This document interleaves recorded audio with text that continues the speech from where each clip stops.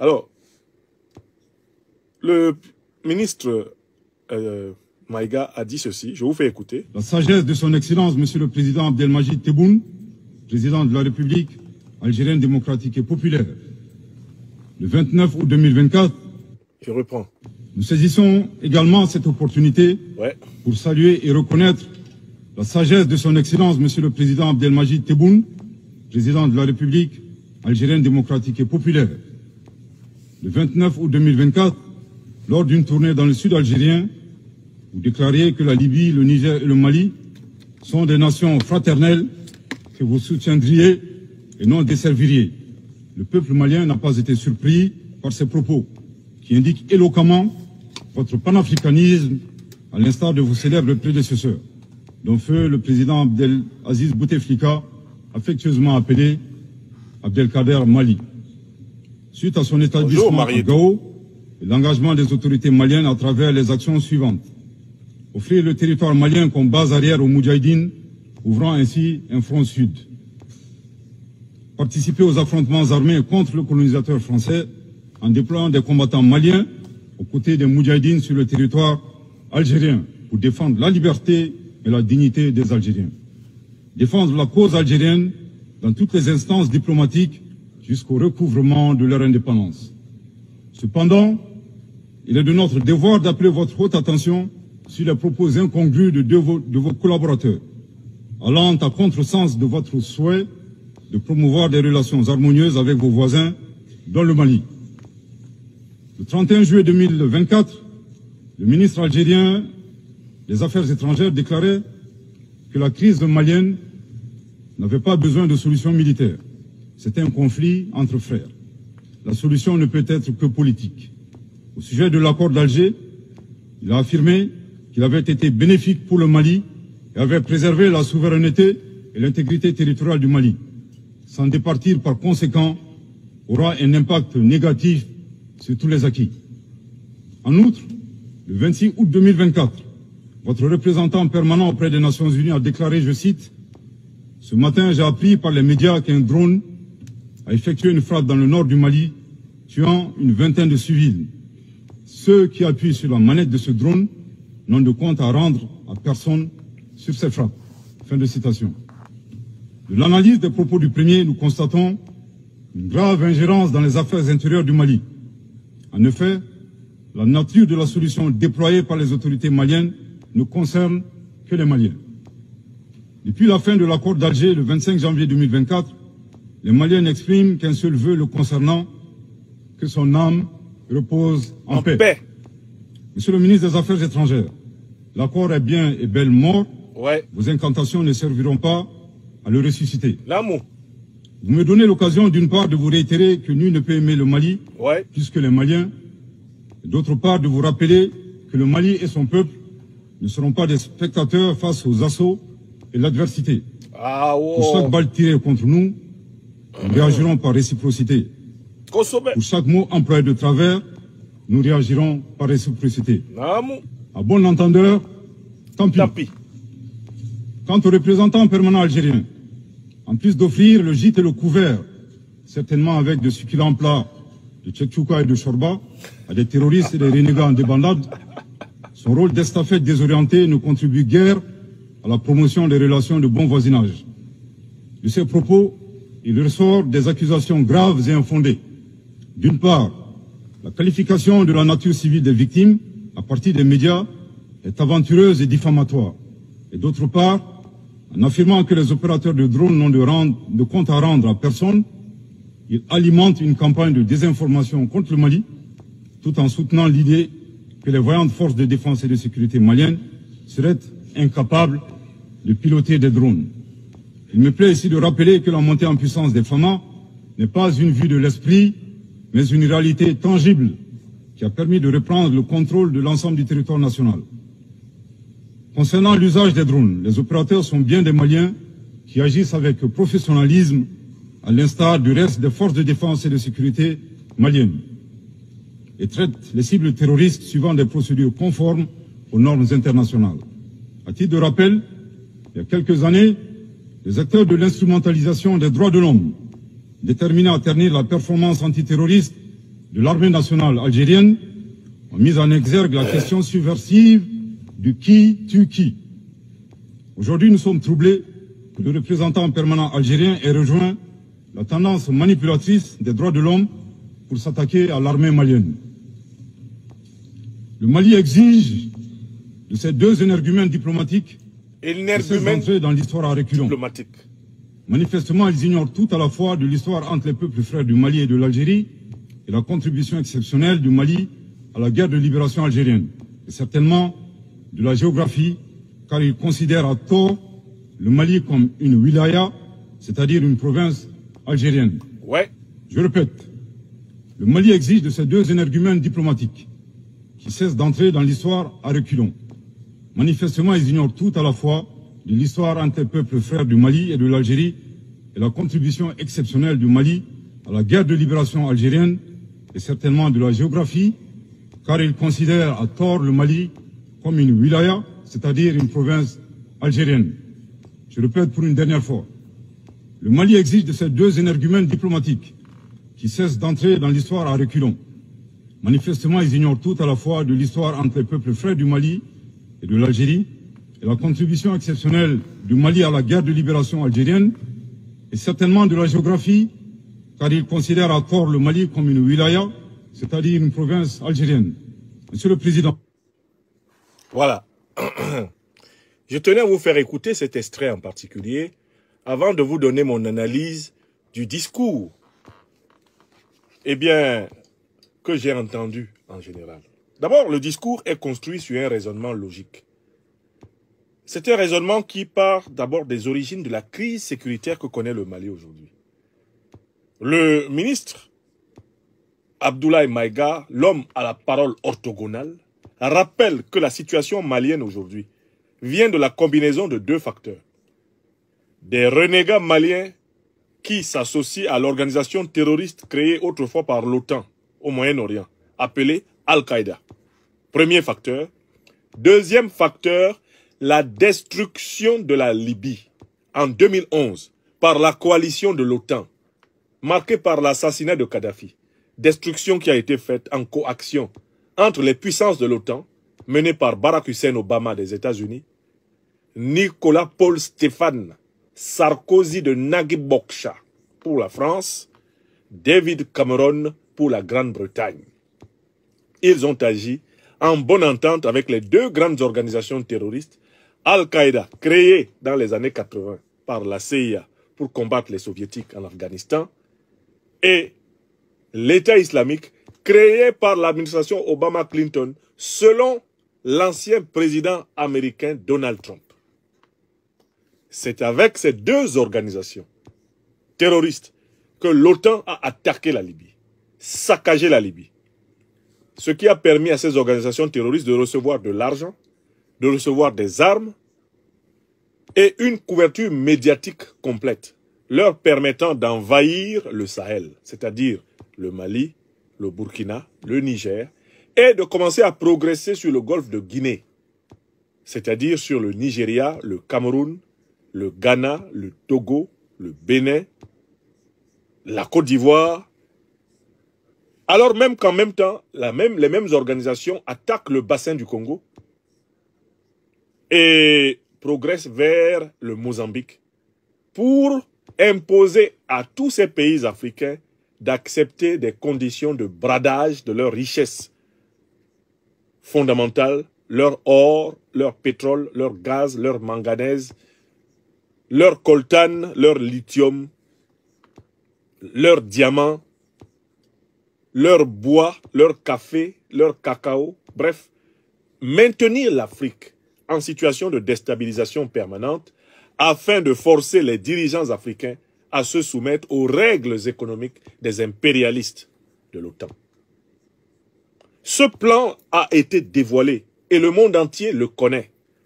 L'une des raisons pour lesquelles je suis persécuté par la dictature de M. Macron en France, c'est que je dénonce justement la responsabilité des grandes puissances de l'OTAN dans la déstabilisation du continent africain. Le ministre Abdoulaye Maïga a commencé par rappeler ce fait. Qui est responsable de la déstabilisation de l'Afrique aujourd'hui? Eh bien, ce sont des organisations terroristes qui ont été créées par les renseignements généraux occidentaux au Moyen-Orient. C'est la grande alliance militaro-politique occidentale de l'OTAN qui est coupable de la déstabilisation que l'Afrique connaît actuellement. Car c'est elle qui a détruit la Libye, armé les deux grandes organisations terroristes et organisé l'invasion terroriste du continent. Nous possédons pour cela 4 preuves incontestables que nous avons enseignées aux Africains. La première, ce sont les révélations des emails de Mme Hillary Rodham Clinton. Ils ont été révélés dans le cadre du scandale Wikileaks. Ces emails ont indiqué que l'OTAN n'a pas tué Kadhafi, détruit la Libye au nom de la démocratie et des droits de l'homme. Non, c'est parce que Kadhafi se préparait à mettre en place une monnaie continentale africaine, dinar-or, qui aurait mis fin à la suprématie du dollar, de l'euro et du franc CFA. C'est écrit noir sur blanc dans les mails de Mme Hillary Clinton, révélés par le scandale Wikileaks et le grand lanceur d'alerte Julian Assange. La deuxième preuve est connue de tous mes amis sur les réseaux sociaux.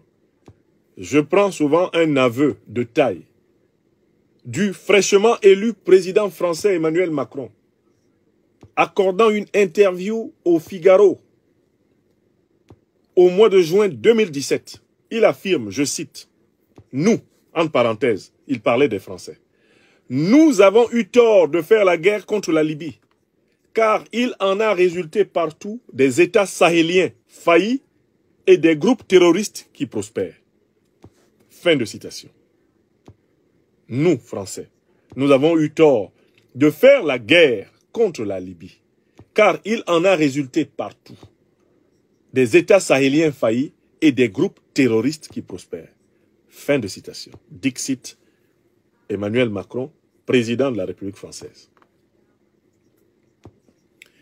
Donc le président français, Emmanuel Macron, a lui-même reconnu la responsabilité de la France et de la coalition otanienne dans laquelle la France a opéré dans la déstabilisation actuelle de l'Afrique. La troisième preuve qui permet au docteur-colonel Abdoulaye Maïga, ministre d'État, porte-parole du gouvernement malien, de dire que c'est l'action de l'OTAN qui est la cause de la déstabilisation de l'Afrique. Mais c'est la conversation rapportée entre le ministre Sergueï Lavrov et l'ancien ministre des Affaires étrangères de la France en 2013, Laurent Fabius, qui n'a jamais démenti Lavrov. Fabius, au nom de la France, demande à Lavrov d'obtenir que la Russie n'utilise pas son veto contre l'intervention militaire française au Mali, intervention qui aurait vocation à arrêter les terroristes qui déferleraient vers Bamako. La Russie, au nom de son chef de la diplomatie, marque son accord pour permettre à la France d'intervenir et de stopper les terroristes, qu'on appelle abusivement à cette époque les djihadistes, pour tromper les Africains et salir la belle et noble religion musulmane. Mais Lavrov fait le commentaire suivant à Laurent Fabius, qui est toujours vivant. Il est président du Conseil constitutionnel. Il lui dit, « Mon cher Laurent, vous vous préparez à combattre maintenant au Mali les terroristes que vous avez armés en Libye. » Réponse de Fabius. On aurait pu s'attendre à ce que Laurent Fabius fasse objection et dise à son homologue, mais c'est inacceptable, ce sont des accusations très graves. Je ne peux pas vous permettre de dire ça. C'est pas possible que vous disiez que nous avons soutenu des terroristes en Libye, monsieur Lavrov. Là, non, pas question. Non, ce n'est pas ce que fait le ministre des Affaires étrangères de la France d'alors, Laurent Fabius. Il dit à Lavrov, c'est la vie. Il dit que c'est la vie. Donc la vie, c'est la duplicité qui consiste à armer des terroristes en Libye et ensuite à venir proposer aux Maliens de les aider à combattre les terroristes qu'on a soi-même armés. Donc la vie, du point de vue de cette diplomatie effectivement néocolonialiste, la vie c'est la duplicité.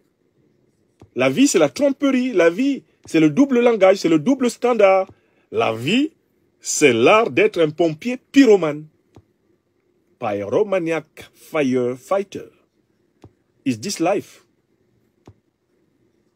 Et ça, c'est la troisième preuve. Je cite une quatrième. Une quatrième preuve incontestable.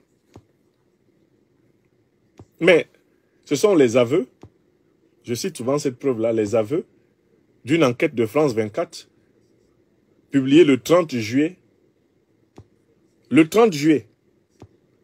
2014. Une enquête de France 24 a établi le titre « La France, premier banquier des djihadistes au Sahel ». La France, premier banquier des djihadistes au Sahel. Cette enquête se base sur les révélations d'un responsable politique américain qui s'appelle à l'époque David Cohen. Il est sous-secrétaire d'État américain. Sur la base des renseignements américains, il affirme, et c'est publié dans le New York Times, c'est publié dans toute la presse américaine, que l'un des mécanismes par lesquels les terroristes sont financés au Sahel, sont financés en Afrique, c'est le paiement de rançon. Et que les pays européens en général, et la France en particulier, sont champions dans le paiement de rançon. En 2014, on recensait près de 200 millions de dollars versés aux groupes terroristes en guise de paiement de rançon. Donc en fait, on savait très bien que c'est grâce aux rançons que les terroristes ont du cash avec lequel ils recrutent dans le lumpen prolétariat africain. C'est grâce aux rançons que les terroristes, précisément, peuvent s'approvisionner dans le marché des armes, participer au commerce de la drogue et consorts. C'est grâce à l'argent des rançons. Au point que finalement, on s'est rendu compte qu'un certain nombre d'enlèvements de journalistes occidentaux au Sahel étaient en réalité organisés par les renseignements généraux pour utiliser ces enlèvements comme moyen de décaisser des fonds spéciaux pour les organisations terroristes. Voilà la vérité. Si vous étudiez l'histoire des enlèvements de journalistes au Sahel, vous verrez qu'il y a certains enlèvements qui sont clairement des auto-enlèvements, qui sont clairement des livraisons. C'est-à-dire qu'on leur donne l'appât. L'appât, c'est le journaliste qui est complètement, évidemment, il est mis à contribution dans un stratagème permettant de décaisser les fonds spéciaux nationaux. Donc, il se fait prendre comme otage. Et bien sûr, il va mener une dolce vita entre les mains des terroristes. Puisque de toutes les façons, il est juste en réalité une caution pour que l'argent public soit décaissé en vue de sa libération. Et à travers sa libération, l'organisation terroriste fait bingo. Elle s'en met plein les fouilles. Ce mécanisme a été dénoncé par un article de France 24 du 30 juillet 2014. Cet article a été repris de la presse américaine. Il était dans le Washington Post. Il était dans le New York Times. Et M. David Cohen, sous-secrétaire d'État américain, a parlé de manière formelle. Il a dit, c'est la principale source de financement des organisations terroristes. Bien sûr, Cohen s'est empressé de dire que les Américains, eux, ne payent pas, alors qu'on sait qu'ils payent. Puisque si Donald Trump nous dit que c'est Obama et Clinton qui ont créé l'État islamique, et si nous savons que dans les années 80, Al-Qaïda a été créé par la CIA pour combattre les soviétiques, alors comment est-ce qu'on peut nous dire que ce sont seulement les États européens, c'est la France qui paye les rançons et pas l'Amérique ou la Grande-Bretagne, son allié naturel? La vérité est que les organisations terroristes ont bénéficié par toutes sortes de montages, de financements venus et des monarchies du Moyen-Orient et des grandes puissances de l'OTAN. Quant à la composition de leurs armes, il n'y a aucun doute. Leurs armes indiquent qui sont leurs parrains, ces organisations. Bon, donc voilà 4 preuves. J'ajoute souvent une 5e. C'est une conversation qui a lieu entre le président Mahamadou Issoufou et le président Barack Obama. Mahamadou Issoufou est alors président du Niger. Obama est président des États-Unis. Il se prépare à saccager la Libye. Et Mahamadou Issoufou lui dit, ne saccagez pas la Libye. Si vous saccagez la Libye, vous déstabilisez toute l'Afrique. Obama lui dit, non, on va, we will finish the job. On ira jusqu'au bout. Justement, on veut déstabiliser l'Afrique. On a besoin d'une Afrique déstabilisée pour imposer les conditions de la Banque mondiale, les conditions du FMI, les conditions du dollar, la suprématie du dollar, la suprématie de l'euro et du CFA. On ne peut pas les imposer à un pays en bonne santé financière, en bonne santé économique, en bonne santé politique. Il faut déstabiliser pour imposer notre ordre. Leur méthode est celle-là. Ils imposent leur ordre en commençant par semer le chaos. C'est l'ordre par le chaos. On vient déstabiliser un continent entier pour pouvoir imposer à ce continent des termes d'échange inégaux. Vous avez compris? Voilà, c'est tout. Donc, le ministre Abdoulaye Maïga est parti de cette évidence que la terre entière doit partager. L'Afrique n'est pas déstabilisée pour des raisons religieuses. L'Afrique n'est pas attaquée par des djihadistes. Elle est attaquée par des terroristes qui ont été armés depuis 2011 à l'occasion du saccage de la Libye par l'OTAN. Voilà la vérité qui a été dite devant l'Assemblée générale des Nations Unies. Le deuxième élément clé du discours du docteur-colonel Abdoulaye Maïga, c'est la déduction des catégories. C'est-à-dire qu'une fois que cette évidence sur les causes réelles de la déstabilisation, une fois que cette évidence est posée, le docteur Abdoulaye Maïga dit, bon, on avait donc au Mali et partout en Afrique obligation de choisir entre deux philosophies. La philosophie de l'autruche, la politique de l'autruche qui consiste à s'enfoncer le cou dans le sable en espérant que la tempête va passer jusqu'à ce qu'un loup vienne manger l'autruche qui croyait se protéger en se voilant la face, ou alors assumer avec le courage littéralement du lion, assumer la nécessité d'affronter l'adversaire. Pendant très longtemps, les pays africains, sous l'emprise du néocolonialisme français, de l'impérialisme occidental, ont appliqué une politique de l'autruche à l'agression terroriste. Car ils refusaient de lier l'agression terroriste à l'action impérialiste de l'OTAN. Les pays africains voulaient séparer l'agression terroriste de l'action impérialiste de l'OTAN. Et par conséquent, ils se condamnaient littéralement à être incapables de faire reculer le terrorisme. Car tant que vous n'avez pas identifié les puissances qui parrainent, les sponsors étatiques du terrorisme, vous ne pouvez pas le combattre efficacement. Donc, pendant plus de 10 ans, le Mali, le Burkina, le Niger, toute l'Afrique, pratiquement, tout le Sahel, était aligné sous une fausse doctrine. Une doctrine qui ne portait aucun fruit. Les peuples étaient délogés massivement de leurs terres. Le vaste plan dont Obama parlait, we will finish the job, ce plan avançait. Et on voyait très bien les terroristes qui avançaient du Sahel vers le golfe de Guinée. Et on voyait très bien les bases militaires de l'OTAN qui avançaient de l'Afrique du Nord vers l'Afrique centrale, qui descendaient sur tout le continent. C'est-à-dire que les terroristes sont des éclaireurs des avancées de l'OTAN. Regardez la progression militaire de l'OTAN sur le sol africain. Vous vous rendrez compte que cette progression se fait dans le sillage des mouvements terroristes. Les mouvements terroristes sont des pionniers, sont des éclaireurs. Ils déstabilisent et l'OTAN vient proposer des bases militaires pour stabiliser. Quoi? L'instabilité. Les bases militaires que l'OTAN a imposées en Afrique, les bases militaires même françaises qui ont été imposées en Afrique, n'ont jamais assuré la stabilité du continent. Elles ont toujours stabilisé l'instabilité, l'insécurité des populations. Et c'est ça le but. Donc, le docteur-colonel Abdoulaye Maïga démontre que, une fois qu'a émergé au Mali, au Burkina Faso, au Niger, une élite politique qui a compris le lien intime entre le terrorisme et l'impérialisme, une fois que cette molécule a été comprise dans sa concaténation, dans sa structuration, mais les données ont changé. Aujourd'hui, l'armée malienne est la plus grande puissance militaire en opération sur les 1 241 000 km² de son territoire. La totalité du territoire du Mali aujourd'hui est sous la capacité, le pouvoir de l'armée malienne. Il y a des postes terroristes ça et là, mais désormais, le propriétaire du terrain, c'est l'État malien. C'est l'armée malienne. Mais pourquoi? Parce qu'ils ont appliqué une bonne doctrine.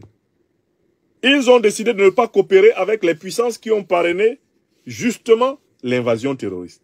À partir du moment où les pays du Sahel ont refusé de coopérer avec les puissances de l'OTAN, les terroristes ont été privés d'une source de renseignement énorme.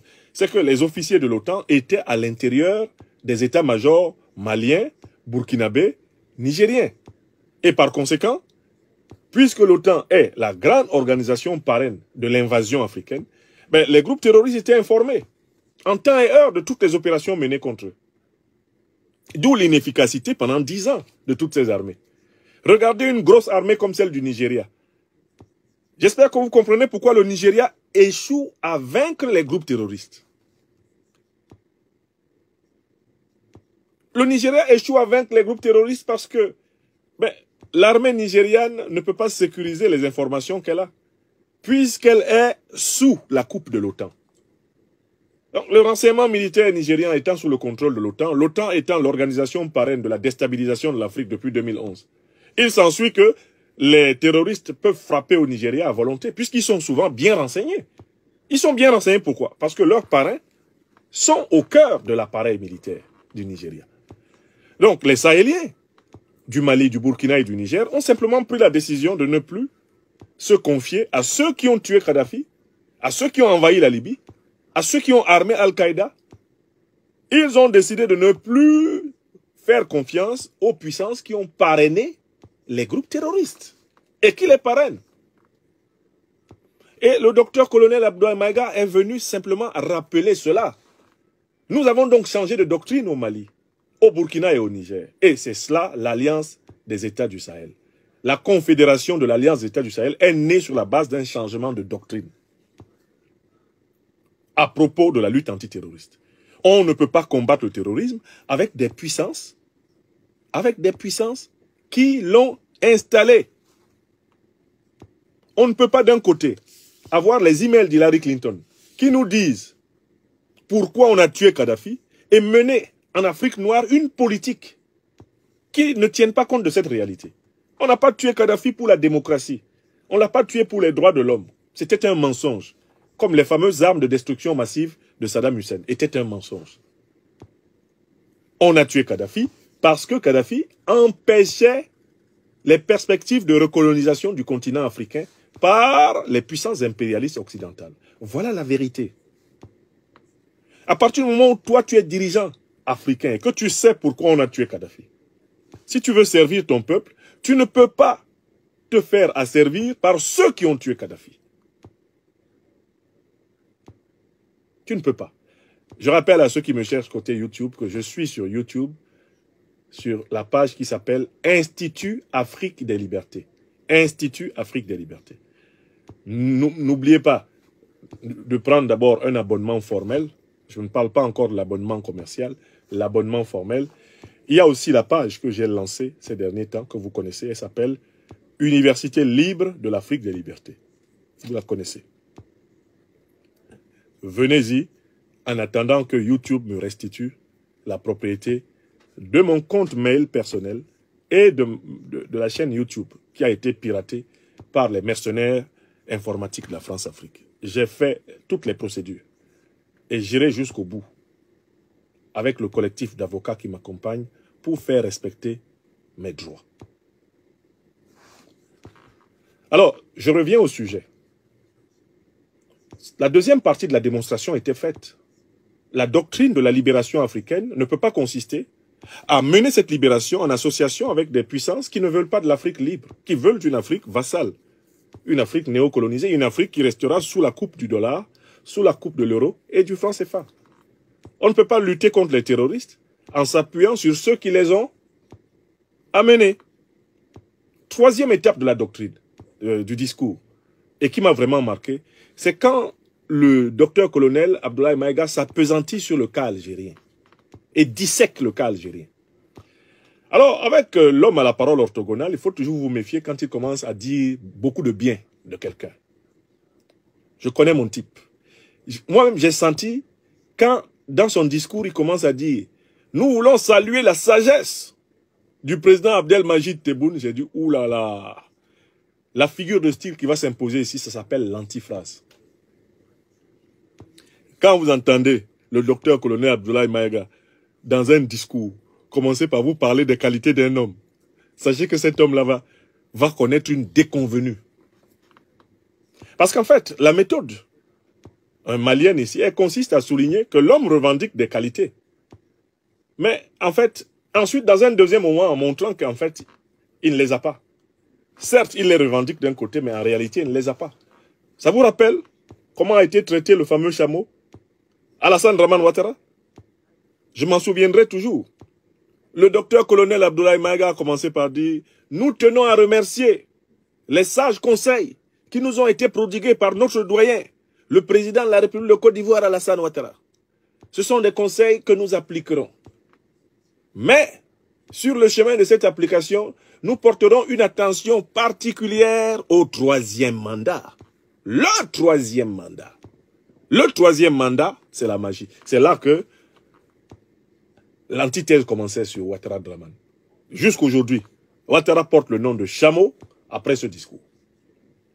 Pourtant, dans la première partie de la démonstration, Abdoulaye Maïga avait littéralement magnifié Ouattara. Mais attention, quand ce monsieur est en train de faire un discours solennel et qu'il vous magnifie un adversaire, sachez que c'est parce que l'adversaire va souffrir. Donc, il commence par souligner qu'Abdelmajid Tebboune prétend être porteur de la philosophie panafricaniste, de la mémoire, de la camaraderie, de la fraternité de lutte algéro-malienne, algéro-africaine. Il commence par souligner cela. Ensuite, il va donc choper deux responsables algériens qui, précisément par leur déclaration, ont prouvé que le régime de Tebboune n'est pas panafricaniste. Ce sont le ministre des Affaires étrangères algérien et un autre conseiller du gouvernement. Prenant leurs propos, il en conclut qu'il s'agit d'énergumènes diplomates. Pourquoi sont-ils des énergumènes diplomates? Parce que d'un côté, ils prétendent que l'accord de paix doit être ressuscité, alors même que l'accord de paix leur a servi pendant très longtemps à se comporter comme si le Mali était une province de l'Algérie. Parce qu'en fait, à travers l'accord de paix d'Alger de 2015, à travers l'accord de paix d'Alger de 2005, à travers cet accord, non, 2015, à travers cet accord de paix, que cherchait-on? L'Algérie, en fait, se faisait arbitre. Mais en réalité, elle était juge et partie du conflit au Mali. À travers l'accord de paix d'Alger, en fait, elle protégeait ses protégés. Elle s'assurait que le Mali reste déstabilisé au nord, que ses protégés continuent à nuire à l'unité et à la sérénité de l'État malien, et en même temps, elle voulait continuer à passer pour une très bonne amie du Mali. Premier point. Mais deuxième point, les deux énergumènes diplomates, comme les a appelés le ministre d'État Abdoulaye Maïga, prétendent que lorsque le Mali combat les terroristes sur son sol, ce n'est pas la bonne méthode, il devrait passer par le dialogue. Mais il y a un tout petit problème. D'abord, le Mali est en train de combattre les terroristes sur son sol. De quoi l'Algérie s'en mêle? Est-ce que c'est sur le sol algérien que le Mali a combattu les terroristes? Premier point. Deuxième point. Mais l'Algérie elle-même, est-ce qu'elle brille par l'usage de la négociation dans le combat contre les terroristes? Quand Abbassi Madani a gagné les élections en 1992 au nom du Front islamique du salut, est-ce que l'Algérie a accepté qu'il exerce le pouvoir? Est-ce que le régime algérien du FLN là, a accepté sa défaite démocratique? Si c'était un régime pacifique, il aurait accepté sa défaite face au Front islamique du salut en 1992. Mais ils n'ont jamais accepté leur défaite. Ce sont eux qui parlent au Mali de méthode pacifique. Quel est le traitement qui a été réservé à la guérilla islamiste en Algérie? Ça ne s'est pas réglé dans le sang?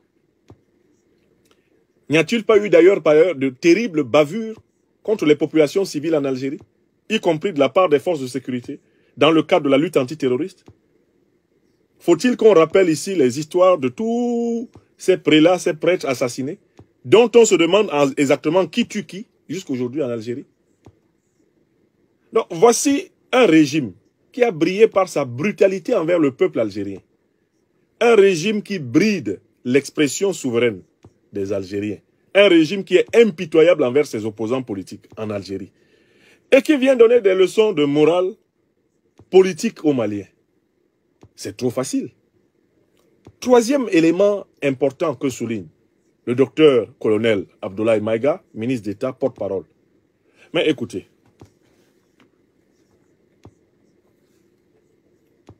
l'Algérie n'est-elle pas le lieu où, actuellement, les principaux chefs terroristes qui ensanglantent le nord du Mali ont leur base arrière? Mais comment vous pouvez offrir la chorba, offrir les meilleures assiettes d'Algérie, à Iyad Aghali, qui est le chef d'Al-Qaïda, lui et ses adjoints, comment peuvent-ils avoir le gîte, le couvert, les soins, la couverture médiatique, la protection, la reconnaissance diplomatique de l'Algérie, alors que l'Algérie, de l'autre côté, prétend favoriser le dialogue? Pourquoi l'Algérie n'a-t-elle pas dialogué avec ses terroristes à elle? Quand les Algériens combattaient les terroristes sur le sol algérien, ils les ont combattus à coups de dialogue ou à coups de Kalachnikov, de bombes, de pendaisons haut et court, et même parfois de massacres. Donc, en fait, objectivement, quel est l'Algérien, quelle est l'Algérienne digne de ce nom, qui peuvent se tenir devant les Maliens et dire l'attitude